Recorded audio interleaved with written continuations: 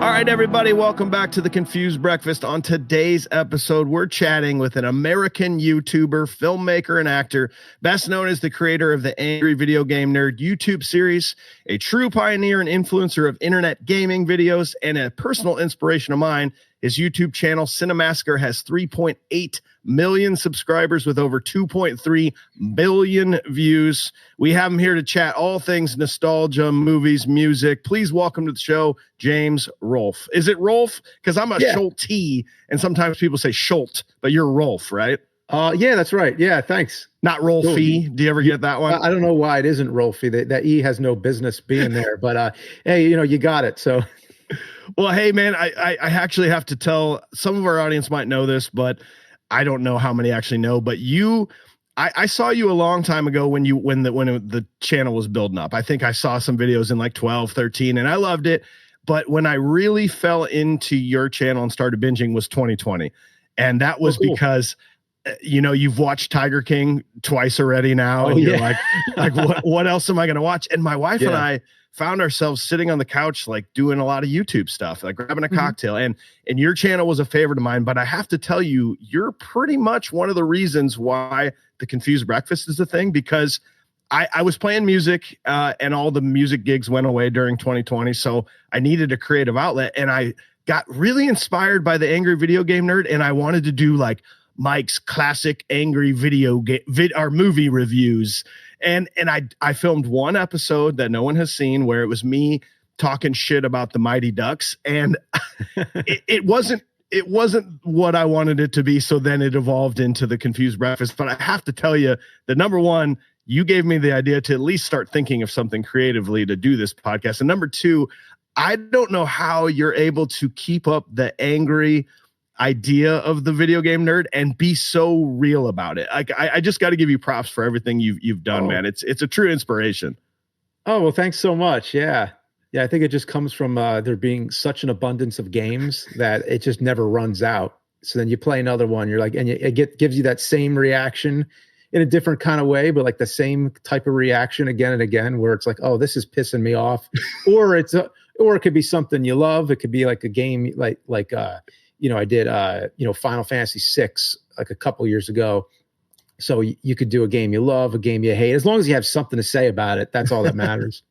How did the whole thing come about, man? I mean, like I know from research a little bit that you were just making movies and videos as a kid, and how did it take off on YouTube like it did? Oh yeah, I mean, like I was just finishing up. I was graduating college, and I just finished spending like a year making one film, basically.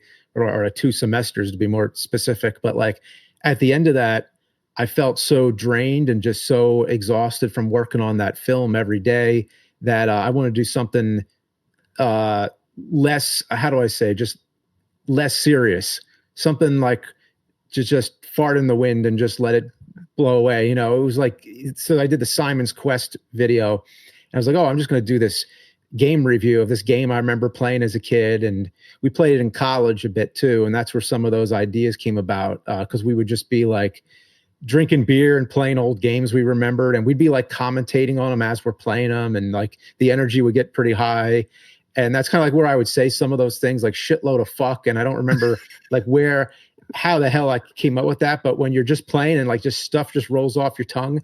And I realized my friends were laughing at it, so I remembered that, and then would repeat that in the videos to just let it live for all time. But no, I didn't know anybody was going to watch these videos and remember the same games or even care. What do you know? What do you think it is about nostalgia that, I mean, clearly you were one of the first ones to really kind of tap into that idea of like looking back on these games and remember when you played this one, but now it's just like, that's what we do. We talk nostalgia. There's so many podcasts out there that are doing it. What is it about this whole idea of the 80s and the video games and the movies we loved? Like, why is it so popular right now?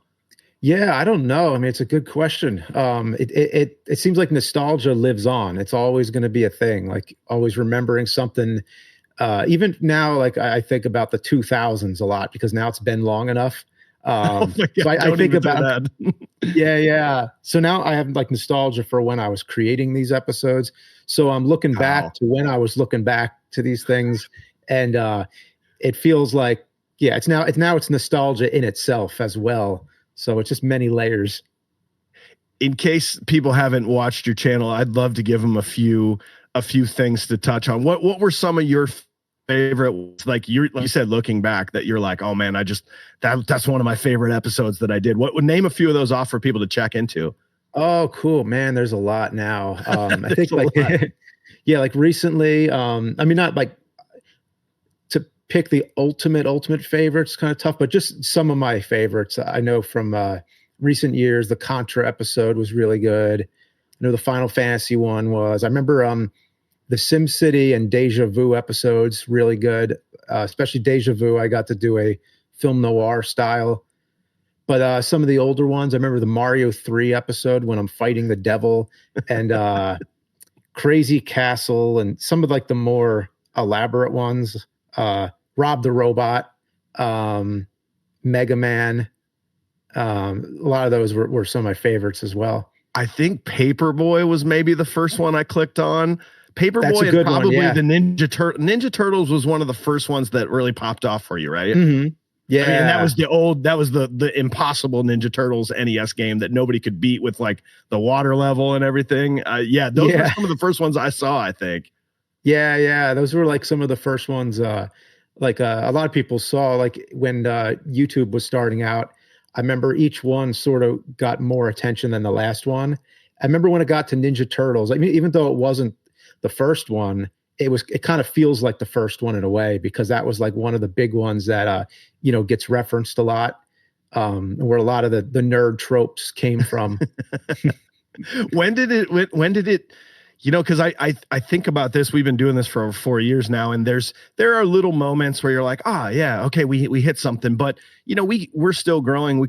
We haven't quite gotten to the level where we're going to make this into this huge brand and quit our jobs and stuff. But when was that moment for you when you were like, oh, okay, I need to do this full time and give this all of my efforts? Was there a moment when that hit you? It felt to me like a year, like if you count.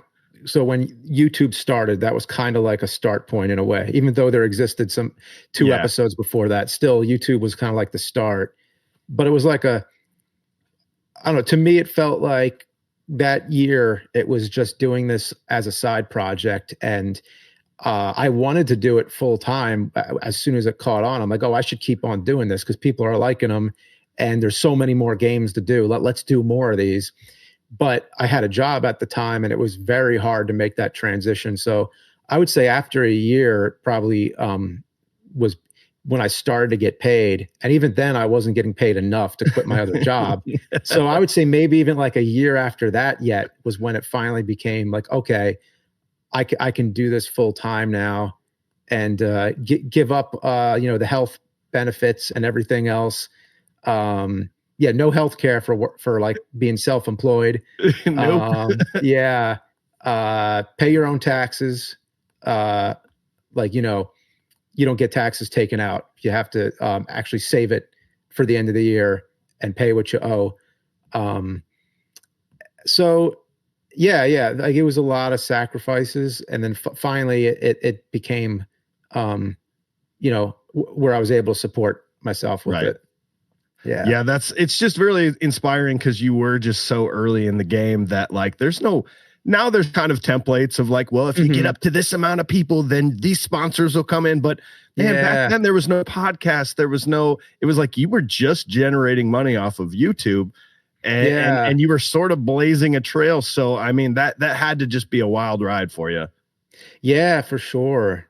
Yeah, and there were no like brand deals back then. It was more like YouTube would pay enough then, and now it's a lot different. Now you kind of have to reach out to the advertisers directly, where back then they would just put the advertisements on your videos and that was it. And they still do, but now it's like after Google bought it and everything, it's so big. YouTube is so much more complicated than it was back then. So now I guess the money is split up so much before it even gets to you. It's the things are different. And then they don't want to promote things with cursing in it, which, it goes against what you do. Yeah, I know. It's like a lot harder nowadays. So you got to reach out directly to the advertisers, or else, couldn't live off of this. So you're obviously, I mean, the video game thing was the thing that really took off, and that was kind of your passion project. But you're, from what I understand, you're very into movies as well, right? Like you've had a few podcasts, or there are movie review episodes that you do on the channel, right? Yeah, we did a show for a while called Rental Reviews, which was like that was the last time we did like an unscripted format where it was kind of like, kind of like like a podcast. And then we did an actual podcast after that. But most of the movie reviews I do, I write them out first and then I voice them and then, edit them up. So a lot of the movie reviews I do are like more, are scripted, because then I can get my thoughts organized a lot better, but it's two different, mediums. It's like, sometimes it's cool just to like hang out with friends and talk about stuff and just, see what comes up. Yeah. That's where we struggle a little bit, because we prepare and we go through our notes, but you want to make sure you can say the thing you want to say. And you've been thinking about this about Mighty Ducks for years. And I want to talk about how Goldberg's the worst goalie in NHL in hockey history. But then you get in the room with your buddies and some of the best material just comes out from just, you heard what he said and it triggered something in your head. Yeah. Yeah. So being a big movie fan, are you more still in the area of like 80s, 90s being your jam for movies, or do you still consume modern movies as well? Oh yeah. It seems pretty spread out. I'd say, I probably have one of the more spread out movie palettes of most people I know, because I probably watch stuff over a course of 100 years. So I watch silent films sometimes, but it's like a little bit of this, a little bit of that. So I would say like, I really love like the golden age of Hollywood, like in the 30s and 40s. I'm really big on that. But then I also I like every decade really. But I would say, yes, the 80s and 90s is probably something that's best remembered with like a, firsthand perspective of actually having, lived through it and knowing what was going on when all those movies came out. So if I had to pick a favorite decade, like maybe the 80s, maybe for that reason. Well, and I think I'm 42. I think we're roughly around the same age. So it's that weird idea, which is what we tap into this show so much, is when I saw this when I was 8, I thought Teenage Mutant Ninja Turtles 2 was the greatest movie I've ever seen. Yeah. And then you go back and try to be critical about it. And you go, oh yeah, that's not what I thought it was. And I think maybe that's why that era is so interesting to people like me and you, is because you lived in it. And then you can actually go back and think about what you think about it as an adult, right? Yeah, definitely. Like kind of like the video games too. Like then you go back and you're a little more critical than you were when you were a kid, and That's like I found a bunch of my old NES games, and I remember telling like my wife, being like, "Babe, oh my God, this game is like, it's mind blowing how much fun this is." And then you play it for about 30 minutes and go, yeah, that's not quite what I remember it. That's why nostalgia is such a powerful thing. Yeah. And it's like so, then it's like so special too, because it's like, Ninja Turtles 2, like what other movie could you think of where like they're fighting in the bad guy's lair and then they crash through a wall and there's a Vanilla Ice concert and it's just insane. And when you're a kid, you're just watching that. You're just like, yeah, damn straight, Of course, there's a Vanilla Ice concert going on right now. Well, and that's what's so weird about looking back on TMNT 2 is we talked about.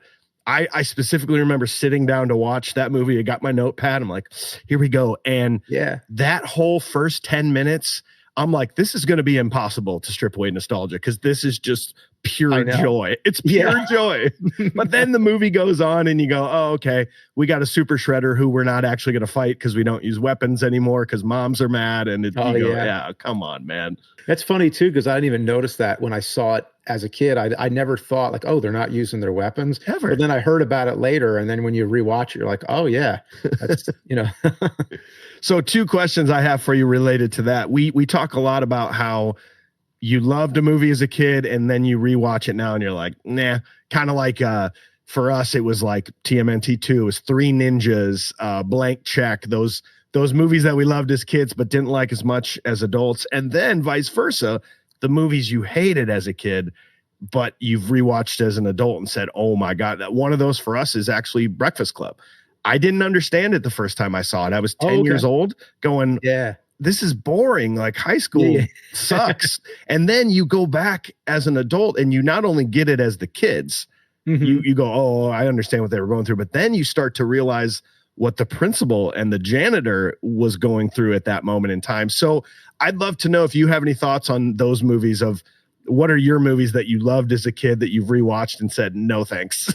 And vice versa, that maybe you hated. And as an adult, you said, wow, I didn't give that a fair shot as a kid. Wow. That's good. Yeah. The first thing that comes to mind are like, classic films, like really older ones, like usually ones that like a film professor would show and you would just be sick of it at the time. Like I know I got so sick of watching Citizen Kane over and over and over again. And it wasn't until I distanced myself from film school and was able to just watch it by myself and really look at it. And I was like, oh, this is a really good movie. I know there was one, On the Waterfront is one as well that I remember seeing in film class and just not being in the mood for it. Like, oh, I don't get what's the big deal with this movie. And then I watched it again, like, later into my life and was like, oh yeah, this is amazing. But yeah, like ones that I actually saw as a kid, like at a younger age, that I didn't like and then liked. It's a little tougher, I think, on that end because, generally speaking, you do like movies as a kid, no matter what they are. But yeah, that's even in the vice versa of like, do you remember the ones that you love that you've rewatched as an adult? Yeah, I'm not sure because I know The Breakfast Club. I didn't see it as a kid. I watched that later, and so the first time I saw it, I loved it. But I was older as well, so I'm going to give you a few of ours. Sure, yeah. So some of our lowest rated movies, we've been keeping track. We're over 200 now, and we do a group rating at the end, modern day, and that is now gospel. Oh yeah. So you're rating now, like now as an adult. Today, like, okay. This is Here's our bottom 10. Super Mario Brothers, the one from 91 or 93. Blank Check, Three Ninjas, Cocktail with Tom Cruise, Surf Ninjas with Ernie Reyes Jr., Explorers, Biodome, Harry and the Hendersons, and The Cutting Edge. That's our bottom 10. Okay. I think one of my bottom ones I remember was Baby's Day Out. I just the one. Yep. Yeah, that was pretty low. But yeah, all those ones you mentioned, I remember being pretty bad. A lot of them I haven't seen though. I do remember the Mario movie. I've spoken to a lot of people now who actually have come to like appreciate it. Yeah. So it kind of has like a new, almost has a little bit of a renaissance now, where like people kind of see it as sort of like a Blade Runner type of like dystopian kind of thing. Where like if it wasn't called Mario Brothers, if it wasn't attached to that franchise, it would have actually been like a pretty good movie. That's a kind of good like call. Yeah, like thinking like Fifth Element or like something like that. I mean, not quite. I don't think it would have been as good, but still, like, that movie would have gone somewhere else if it wasn't Mario. We had a real rough time with that one. I mean, it's our lowest rated movie, and it was just like But I never thought about that. Like maybe if it wasn't Super Mario Brothers. Yeah. What other movies were made based on video games? Oh, at that time, I think that was really like the first one that was like based on a specific game, because there were other movies like The Last Starfighter and The Wizard, but none of those were like but none of them were like an adaptation of a game. So I think Mario Brothers was really like I remember on the poster it said like this ain't no game, like it was such a new idea. So I accepted it when I saw it. And then later on was like, oh, well, what the hell were they thinking? But now I've kind of come back again where I'm like, oh, I can see this is something very unique, very specific to the time it came out too. Like when dinosaurs were really popular and like, yeah, you're right. Yeah. Well, even like Street Fighter. I just thought about Street Fighter. Yeah. That was one of those things where you were like, I love Street Fighter. I love this game. It would be so cool if there was a movie. And then you see the movie and you go, oh my God, what did we do? What have we done? You know what? I feel like I have an interesting evolution with that one, like regarding my opinion on that movie was first of all, I never heard of it when it came out for some reason. It got by me. I saw Mortal Kombat. I loved it. And then I found out about the Street Fighter movie sometime when I was in college. And one of my friends was like, "Oh, you got to see the Street Fighter movie. Oh, it's so bad. You got to see it." And I'm like, "Okay." So we watch it. We're drinking beers and everything. And I'm just like, yeah, I don't get it. I mean, there's a few parts that I thought were funny. And then we did it again for rental reviews when we were doing those. And once again, I still felt the same way. I'm like, yeah, there's some funny parts, but I still don't really get it. Then we had a screening in Toronto. So we actually watched it with a live crowd. Whoa. And so this is my first time seeing it in a theater environment. It was amazing. Like people are just like laughing and cheering through the whole thing. And by the end of it, I'm like, I think I get this movie now. After like all these years in my 40s, I finally get Street Fighter the movie. So do you think, we talk about that a lot when we're trying to give these ratings, we're like, what is it as a movie? Is it a good movie? But there are those movies where we give a low rating, but we're like, but I would watch this any day. If me and the buddies had some beers and you were going to turn on Super Mario Brothers, like we'd be like, let's go, let's watch this. So it almost needs its own category of like, well, yeah, it's not a good movie, but to see it in a theater with your buddies and people cheering, that's a whole different experience. Yeah. Cause I remember like, we went up, we introduced the movie and, after it was over, we went up again. I just remember like going up in front of the crowd, just being like, wow, that was, you just made that really fun. Like that was, you just made that movie so much better than it was. What did you think about, so obviously the original Mortal Kombat's just like, we think it's pretty great. We had a really good time talking about that, but then everything that goes on beyond that, what are your thoughts about like Annihilation? And then did you see the one that was that what, 4 or 5 years ago, the new one that came out? What are your thoughts about those compared to the original? Oh, I mean, so Annihilation, I mean, it's pretty bad, but I still had some fun watching it. I didn't watch it when it came out though. It was sometime later. And then the recent one from a few years ago, like I thought it was pretty good. But it wasn't good in a way where I'm never going to remember it the way I did the original. Yeah. When I'm in the theater with my buddies. I'm 15, and like we're just seeing all that fighting going on, and it's the first video game movie where it looked like the game, like they were doing like they're doing like the moves. They got the quotes are in there, and I mean nowadays I hear a lot of people say like, oh, it doesn't have any gore, it's not rated R. I'm like, if it was rated R, I wouldn't have been able to see it back then. Yeah, exactly. Yeah, like in my mind, like I saw the gore. Like I remember when Sonya does that like leg move on Kano, and she's got the legs and she like, breaks his neck.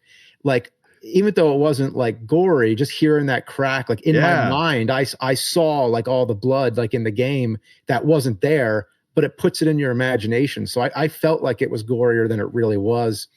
That's a great way to put it, because I was actually terrified of the game. Like I played it, but like anytime like he'd pull a skeleton out, I'm like, I don't like that. But the fact that if they would have gone full R-rated in that movie, no way I would have watched it. Not a chance. Yeah, not till later anyway. But yeah, that game shocked me too. The first time I saw it, I like couldn't comprehend like. And that was just seeing the blood, like all the puddles of blood. But then later a friend told me like, oh yeah, you could like punch somebody's head off and rip their heart out and stuff. I'm like, no, you can't do that in a game. Like that's not going to happen. And then, sure enough, then when I saw it the first time, I'm like, whoa. I thought about you the other day. We talked with John LaJoie. Do you know who John LaJoie? He was Taco in the League, but he has a side music project called Wolfie's Just Fine. Do you know that? Oh, no, I don't think so. I'll send you a link. He's cool. Incredible. So the idea behind it is that he writes these like beautiful songs, but sort of about like B characters from old movies. Like there's a song called Pigeon Lady that's about the pigeon lady from Home Alone 2. Oh, yeah. But it's like the most beautiful song you've ever heard in your life. And oh, man. He just wrote a song recently called Mortal Kombat 2, and it basically talks about how I'm not as good looking as you. I'm not good at sports. I can't run fast, but I can beat your ass at Mortal Kombat 2. And I'll have to send you that link because I Oh, was that sounds thinking great. about you the other day when we were talking to him, man. Oh, that sounds amazing too. Yeah, I really appreciate like songwriting when it's something very specific like that. Like Pigeon Lady from Home Alone 2. I mean, yeah, I mean that sounds awesome. Like just He wrote a song as if in the if the person writing the song was the Graboids from Tremors, basically being like, "Hey, we were just trying to sleep, ma'am, and you gave us no choice. We had to come out to you and eat you." And it's like it's such oh a man. genius idea. Yeah, I love it. What do you think about all these resurgence of like legacy sequels? Like, did you see Beetlejuice?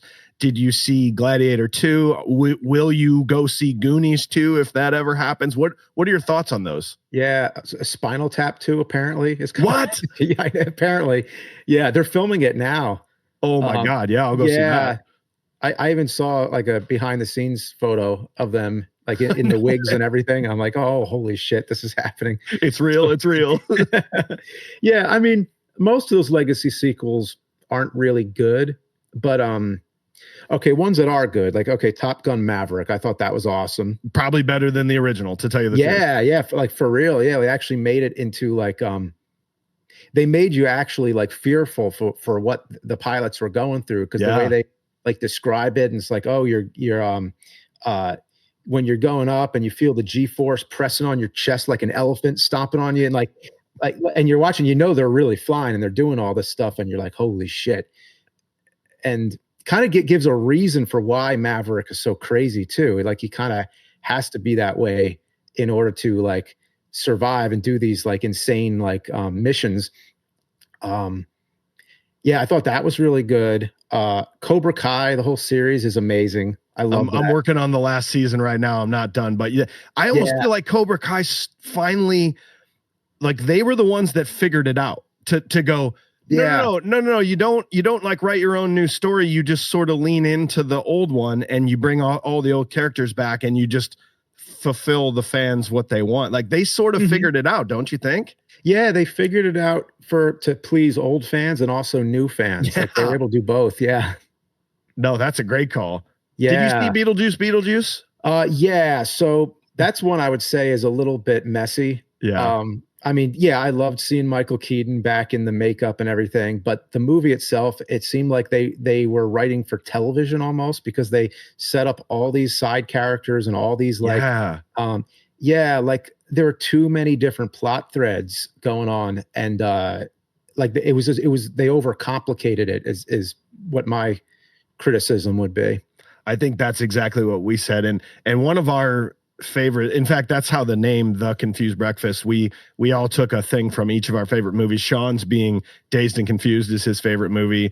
AJ's being Breakfast Club, and mine being The Goonies. I'll be the in the title, but Goonies worries me, man, because The Goonies is one of my favorite movies. I still think it's great, what it gave me as a kid, what it gives me now. We got to spend the day in Mikey's house and like recreating scenes out in a story. It was like the coolest thing, but I'm really worried about, because as we say it all the time, Beetlejuice, don't go in assuming you're going to get Beetlejuice. It's its own thing. It's a separate movie. I'm really nervous about the Goonies. Do you have any thoughts about them? Because apparently finally they're starting to work on it, I guess. Wow. I guess more curiosity's coming first. Like, is it, do you know anything about the concept, or is it just because I think they finally have agreed to it. Everyone has said, we want to do this. But then there's like question marks of who would come back and who wouldn't, because Corey Feldman's a lot different than maybe he was when he first was on the Goonies. So is he involved? Is he still Mouth? I don't know.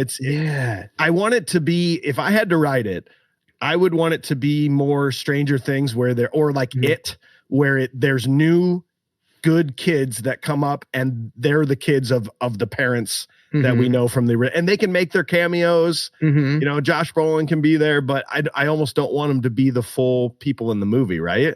Yeah, I'm not sure. I mean, it seems like they would have to do that if they're going to keep it as a kid movie. You're going to have a new cast and they would just be there to support. But I guess it could work, but I'm doubtful. Yeah. Yeah. So if we were gonna do a full episode of The Confused Breakfast, whenever we have guests, we're usually like, hey, what's your favorite movie? What movie do you know the most about? off the top of your head, what movie do you think you'd want to give the full review treatment to on this show? Oh boy, let's see. I mean, That's a I'll tough just one. I'll just roll off. Roll through 'em. But yeah, so like number one, it's a mad world comedy. Dude, I was just talking about that with my dad. I don't know how many people actually know that movie, but we had that recorded on VHS off TV cool. as a kid. So we the double VHS. Yeah, that is an awesome movie. Have you seen it recently? Fairly recently. I mean, because that's one I've seen so many times. Every time I watch it again, it's like I just know every single thing that's going to happen. You know. I haven't seen it in a long time. I totally want to go back and revisit that one. Yeah, like that's one I could easily do anytime because I know it so well. And like you said, it is not a lot of people know that one. Which I kind of like. I kind of like that it's not like a really big overhyped movie because like I mean everybody loves Back to the Future. Everybody loves Ghostbusters. It's like but then you bring up it's a mad world and like most of the time, yeah, exactly. Nobody would most people wouldn't know, I guess. What other ones? Oh, let's see. Number 2 I know is Wizard of Oz, but that's like or no, number 2 is King Kong, the original Kong. Okay. And then 3 is Wizard of Oz. And I know that those ones are a lot more famous. I know Rocky is up there. Pretty much all the Rocky movies, to be honest. Original Star Wars trilogy, first 2 Terminators. I mean, it's a lot of big ones. You know, Jaws, Good, the Bad, and the Ugly, Vertigo, a lot of Hitchcock films. Yeah. I mentioned Spinal Tap. If AJ were here, he would the next question he would just be butting into. He would ask you to rank the Rocky movies from top to bottom. Do you have a thought on that? Have you thought that one out? We try that, sure. He asked everybody that question. Yeah, number 1, I feel like it's probably got to be the first one. Like you just can't beat the first Rocky, I guess, because it's the most original. It was the sleeper hit. But then when you get to number 2, now it gets hard because now I feel like it's a tie, like with like a bunch of them. So I'd have to pick. I would probably say Rocky 2, to be honest. The only thing I don't like about Rocky 2 is the fight because it's just not very convincing. Right. And Rocky does nothing to defend himself in that fight, despite all that training and everything he does up till then. So I feel like it's kind of a letdown at the end. But I mean, the movie itself is great. One of the few sequels I think that is on par with the original. Then I got to go down the list because then it's like, oh shit, do I go with 4 or do I go like one of the Creed movies? Because I feel like Creed 1 and Creed 2 are probably like really high up there. Balboa is really high. Yeah. Well, I mean, we're agreeing that 5's probably the worst one, right? Or is that what we're saying? I mean, yeah, I would say put 5 at the bottom. I love the street fight at the end. That's actually pretty good. Yeah, I know. I think that redeems it for me, but still, you know, I'm fine with putting 5 at the bottom. And then, I mean, where does that leave 3? I mean, I think 3 has got to be high too. So I think AJ has gone on record saying 3 might actually be his favorite. I think he has said that, but I'm not going to hold him to that. Oh, cool. Yeah. I mean, Mr. T as Clubber Lang. I mean, it's like one of the greatest villains in the series. But then so is Drago. I mean, Creed 3 was really good too, but I would put it under Creed 1 and 2, and probably put it under most of the Rocky films. Right. Yeah, it's tough, but yeah, I would go like original, then 2, and then probably like fight it out for like Creed and Rocky 4, and probably under that would put like Creed 2, Rocky 3, and then fuck no, Balboa's got to go higher. I know. Yeah, Balboa was almost like they repeated the magic of the original. Like he actually found it. Like he made it. He brought it back down to like basics, and you kind of take that journey with him all over again. That. Yeah. Oh yeah, I had never seen the original actually, believe it or not. I always watched like 4 and 3 and 5 and so when we did the number 1, I was like, well, okay, this is the first time I'm watching this, and at first shocked me that there's no fighting in this movie. There's not. I mean, the first like real boxing scene is at the very end of the movie, but man, I fell in love with the story of Rocky, and I almost wish I would have been able to watch. Like, did you see the first one first in your young viewing of it? I think the first one I saw was 2 as a kid, Yeah. so I kind of saw them a little out of order, but I definitely went back to 1. You know what's really good about that first movie when you think about it is how it introduces the supporting characters. Because so first time you see Paulie and he's in that bar and he's got his back turned and he's complaining that somebody broke the mirror. He's trying to shave. So that tells you everything about the character in just like one moment, because it's like, okay, he spends so much time at the bar that he has to shave at the bar. He's pissed off that somebody broke a mirror. So this isn't a bar where people go to like celebrate, have fun. This is a bar where people go when they're going through a divorce or something. Like this is like a really angry bar. So you already get a sense of who Paulie is, and then think about how it introduces Mickey. You go to the gym, and the first thing you see that sign up there, and you see some young guy, like boxing. That's Mighty Mick. And then when he's in the gym, and he's mad that they gave away his locker, and he talks to the other guy. He's like, oh, you don't want to talk to Mickey right now. He's in a bad mood. He's like, well, I'm going to go talk to him anyway. And you're already setting it up. Like, you got all these tough guys in this gym, but the head of all of them is Mickey. You're like, oh yeah, wait till you see Mickey. I mean, he's going to be the toughest of the bunch. He's the one who runs this place. And then he goes over there, like, what do you want? And he turns around, it's this old man. And you don't really think about that because everybody knows who Mickey is, but just think about that the lead first in. time. Yeah. Yeah. It's not what you're expecting. It's actually pretty brilliant. And I mean, just the fact that you're having trouble ranking a series of movies speaks to the testament of like what that series has done. Because there are a lot of ones where you're like, oh yeah, duh, here's my order from here to here, but this one's like, I don't know. It changes from day to day. It does. It really does. Yeah. So you're a big, I do want to talk about Rex Viper here in a bit. But you're a big music fan as well, right? Yeah. So we talk quite a bit about the relationship of music and movies and how that is almost the magic of what we're seeing. Those scenes where it's just perfectly shot and you care about the people there, but then that song comes in. What we did a few episodes where we talked about our favorite like musical moments, that scene in a movie where the music just makes it perfect. Do you have any of those that come off the top of your head? Yeah, I mean, I think a ton of them, but I know one of the songs we covered is Never Surrender, which is in The Wraith. And how many people remember The Wraith? I mean, I would bet not too many, but that song kicks so much ass that it like makes the movie good, even though you only hear it just a little bit. Sometimes, there can be a song like that where it just, that's your whole impression of the film.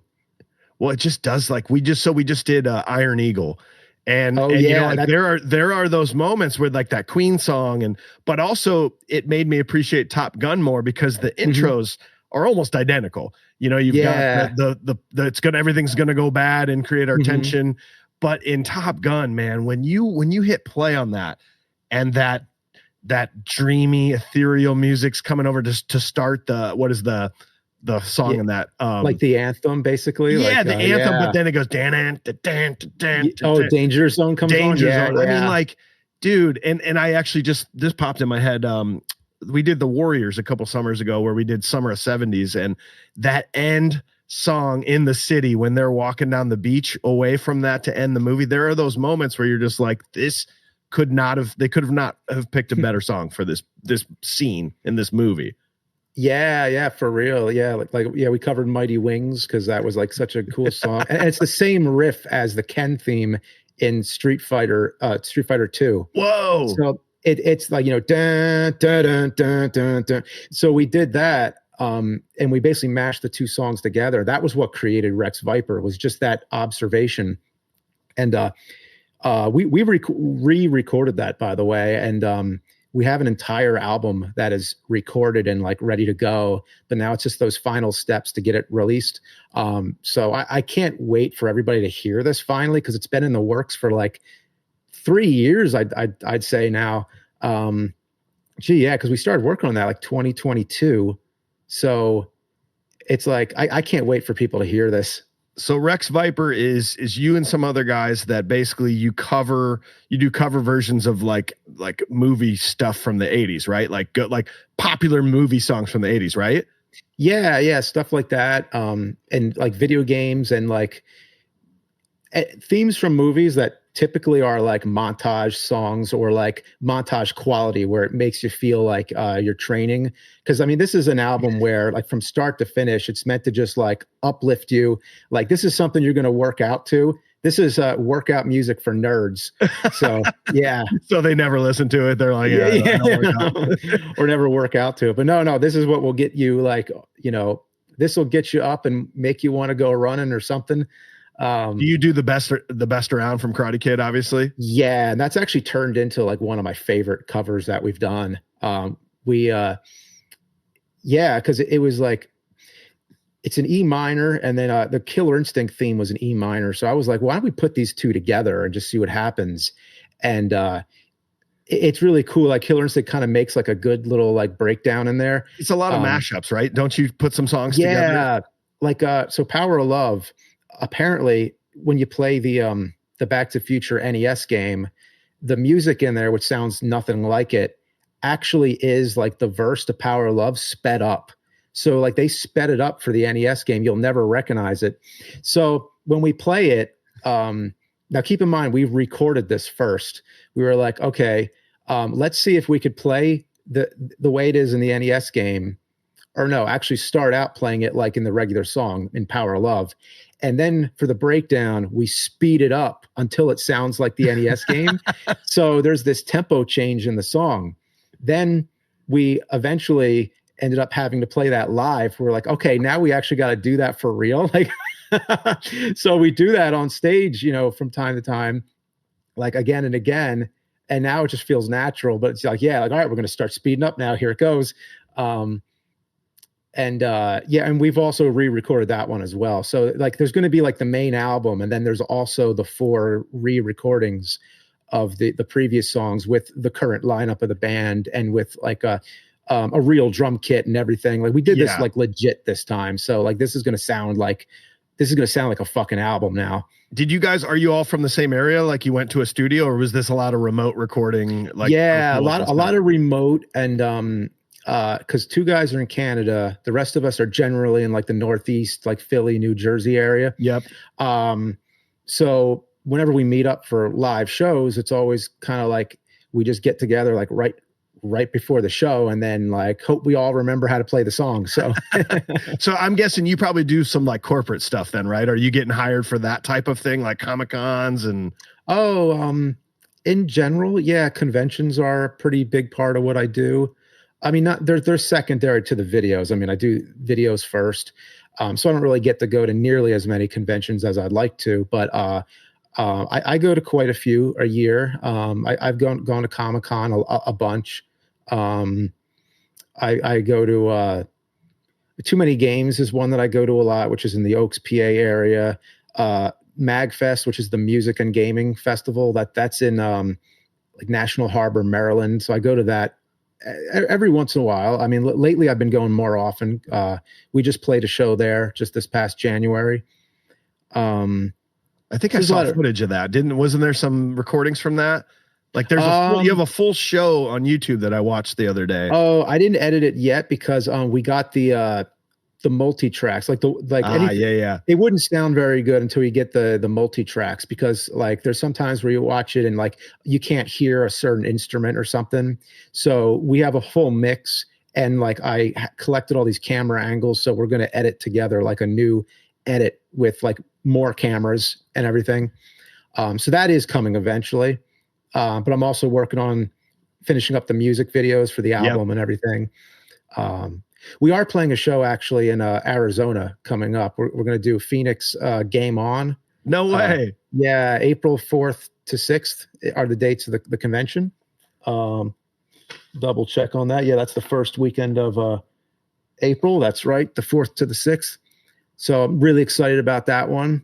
Well, if you ever want to come, I don't know if we talked about that. I'm in a big cover band called the Pork Tornadoes that plays around the Midwest. And if you guys ever want to come to Iowa and jump on a bill with us, we'd love to have you, obviously, because Oh, that'd be awesome. You would fit in just perfectly. And I do have a studio at home, so if you ever want a guest drummer for a project, man, you just let me know. Oh, nice, awesome. If you could take your band and open up for any other band that's currently out there in the world, what band would that be? Oh boy, what would be like? I'm thinking like, what would be like really appropriate? Like something like Steel Panther, maybe, because we're a little like tongue in cheek, like a little bit comedy, but we're not as much comedy as them. But if I were just to open for anybody, man, like, I mean, I could think of a lot of bands I would love to, but but a lot of them are like completely different genres. Yeah, and actually throw that out the window. I don't even care. Let's just say like they're like, we don't care if you mash up at all this band. We need you on the show. Who would that be? Oh, Your man, dream scenario. Just like it doesn't even matter. Doesn't even matter, man. Metallica, doesn't even matter if their fans aren't our fans. Whatever. Correct. Like it's just like, I don't know. Let's open for fucking Megadeth or something. Yeah, that would be awesome. Yeah. Who's your favorite band from movies? Like, like fictitious band from movies. Oh my God, a fictitious. The last one I saw was what was the one the Foo Fighters did? Were they in something recently? Yeah, fuck. This is worth looking up really quick because it was really good. Go ahead and look it up. You just reminded me that I haven't seen it in a while, but Singles. Remember the movie Singles about like 90s grunge? And like Pearl Jam was the band that played with they were like, it was called like Touch Me, I'm Dick or something like that. Citizen Dick or something. Yeah, I don't know if you've ever seen that movie, but yeah, Pearl Jam was definitely in that movie. Like Airheads popped in my mind just now. That's got to be. I mean, that's got to be the one, right? You always see the meme that shows the Lone Rangers. It's like, if you don't know who this band is, we're not friends or something like that. Yeah. Okay, Studio 666. It's essentially the Foo Fighters, but they create this fictional band called Dream Widow. But they actually made songs. So it's kind of like the same situation with Spinal Tap, where it's like, okay, they were a band conceived of for a film, but in a way they are a real band. They just were created for a film.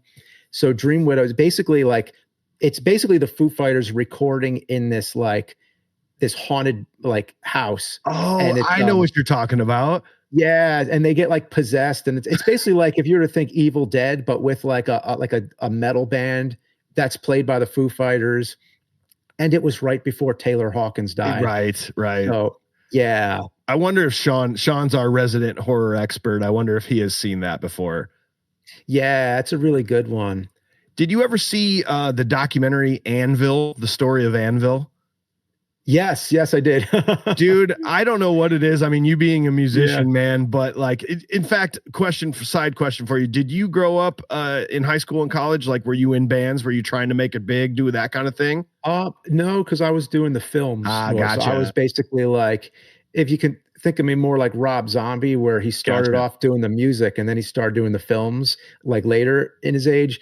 That's what I did. I just flip-flopped to music later on. Gotcha. Because Anvil, the thing about Anvil for me is that if anybody ever grew up in that and they tried we're going to try to make a big thing and you just never did, like most people, that is just a heartbreaking but also inspiring documentary of just keep going, just keep doing it. And as long as you find fulfillment in it, who's to say you haven't made it, right? Yeah, absolutely. Kind of like a great one.